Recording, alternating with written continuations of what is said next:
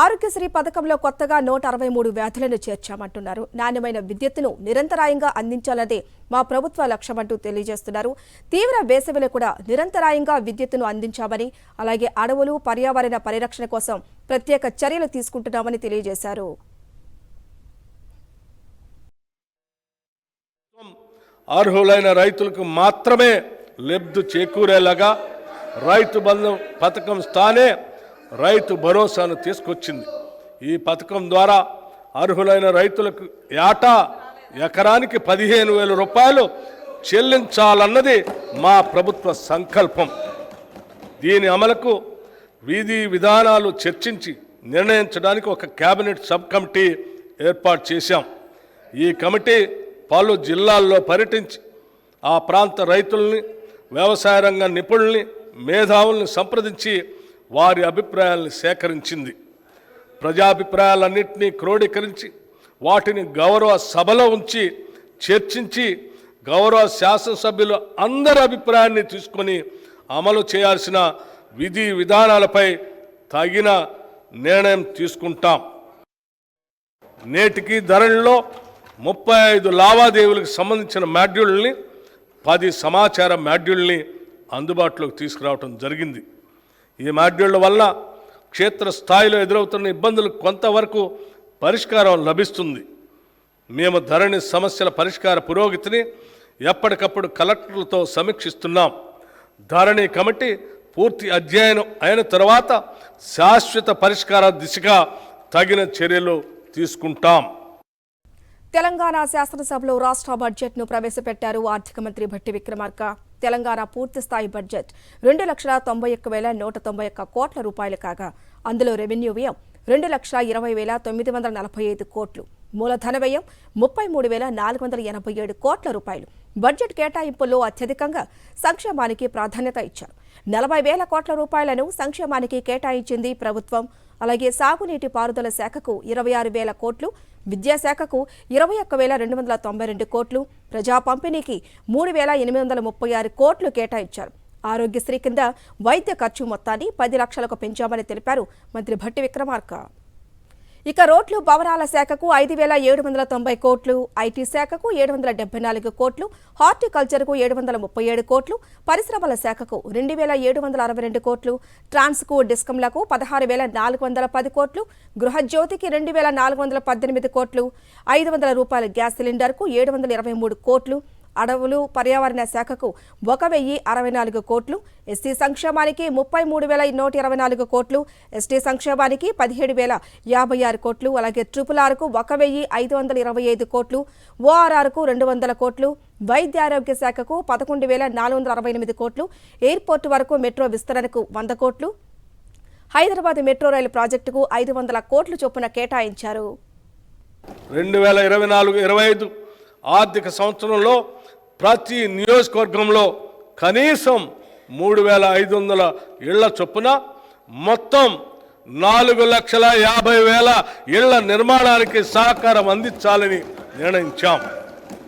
ఈ పథకం కింద నిర్మించే ఇళ్లు కనీసం 400 చదరపు అడుగుల విస్తీర్ణంతో ఆర్సీసీ కప్పుతో వంటగది, టాయిలెట్ సౌకర్యం కలిగి ఉంటాయి. 2 పడక గదుల ఇళ్ల పథకం కింద పూర్తయిన ఇళ్లను త్వరలోనే కేటాయిస్తాం. పూర్తి కాని ఇళ్లను సత్వరమే పూర్తి చేసి మౌలిక వసతులు కల్పించి అర్హులకు అందజేస్తాం. మా ప్రభుత్వం 1 కోటి మంది మహిళలను కోటీశ్వరులు చేసేందుకు కంకణం కట్టుకుంది. పంచాయతీరాజ్ మరియు గ్రామీణ అభివృద్ధి శాఖకు ఈ బడ్జెట్లో 29,816 కోట్ల రూపాయలు ప్రతిపాదిస్తున్నాం. వివిధ వర్గాల అవసరాలను తీర్చడంతో పాటు నగరంలోని అన్ని ప్రాంతాలు సమానంగా అభివృద్ధి చెందాలన్న లక్ష్యంతో ప్రభుత్వం 78.4 కిలోమీటర్ల పొడవు ఉన్న 5 ఎక్స్టెండెడ్ కారిడార్లను 24,042 కోట్ల రూపాయలతో అభివృద్ధి పరుస్తుంది. ఇందులో భాగంగా మెట్రో రైలుని పాత నగరానికి పొడిగించి దాన్ని శంషాబాద్ విమానాశ్రయానికి అనుసంధానం చేస్తాం. అలాగే ప్రస్తుతం ఉన్న కారిడార్లను నాగోల్ నుండి ఎల్బీ నగర్ వరకు విస్తరిస్తాం. నాగోల్, ఎల్బీ నగర్ మరియు చంద్రాయనగుట్ట స్టేషన్లను ఇంటర్చేంజ్ స్టేషన్లుగా అభివృద్ధి చేస్తాం. మియాపూర్ నుండి పటాన్ చెరువుకు, ఎల్బీ నగర్ నుండి హయత్ నగర్ వరకు మెట్రో రైలు సౌకర్యాన్ని పొడిగించాలని కూడా ప్రణాళిక సిద్ధం చేశాం. హైదరాబాద్ నగరాభివృద్ధికి ప్రాధాన్యత ఇచ్చింది కాంగ్రెస్ ప్రభుత్వం. ఇందుకోసం బడ్జెట్లో మొత్తం హైదరాబాద్ అభివృద్ధికి 10,000 కోట్లు కేటాయించింది. అలాగే హెచ్ఎండిఏ పరిధిలో మౌలిక వసతుల కల్పనకు 500 కోట్లు, హోంశాఖకు 9,564 కోట్లు, ఓల్డ్ సిటీ మెట్రో విస్తరణకు 500 కోట్లు, పంచాయతీరాజ్ శాఖకు 29,816 కోట్లు, బీసీ సంక్షేమానికి 9,200 కోట్లు, మైనారిటీ శాఖకు 3,003 కోట్లు, మెట్రో వాటర్ వర్క్స్ కోసం 3,385 కోట్లు, కొత్తగా ఏర్పాటు చేసిన హైడ్రాకు 200 కోట్లు, పశుసంవర్ధక శాఖకు 1,980 కోట్లు, విద్యాశాఖకు 21,292 కోట్లు కేటాయించారు. జిహెచ్ఎంసీ పరిధిలో మౌలిక వసతుల కల్పనకు 3,065 కోట్ల రూపాయలు, హెచ్ఎండి పరిధిలో మౌలిక వసతుల కల్పనకు 500 కోట్ల రూపాయలు, నగరానికి మంచినీటి మరియు డ్రైనేజ్ వ్యవస్థ మెరుగుపరచడానికి మెట్రో వాటర్ వర్క్స్కి 3,385 కోట్ల రూపాయలు ఈ బడ్జెట్లో ప్రతిపాదించాం. ఇవి కాకుండా హైడ్రాకి 200 కోట్లు, ఎయిర్పోర్ట్ వరకు మెట్రో విస్తరణకు 100 కోట్లు, ఔటర్ రింగ్ రోడ్డు కొరకు 200 కోట్లు, హైదరాబాద్ మెట్రో రైలు ప్రాజెక్టుకు 500 కోట్లు, పాత నగరానికి మెట్రో విస్తరణకి 500 కోట్లు, multi modal suburban rail transport system కొరకు 50 కోట్లు, మూసీ రివర్ ప్రాజెక్టు కొరకు 1,500 కోట్ల రూపాయలు ప్రతిపాదించాం. రైతు రుణమాఫీ కోసం రాష్ట్ర బడ్జెట్లో 31,000 కోట్లు కేటాయించినట్లు పేర్కొన్నారు ఆర్థిక మంత్రి భట్టి విక్రమార్క.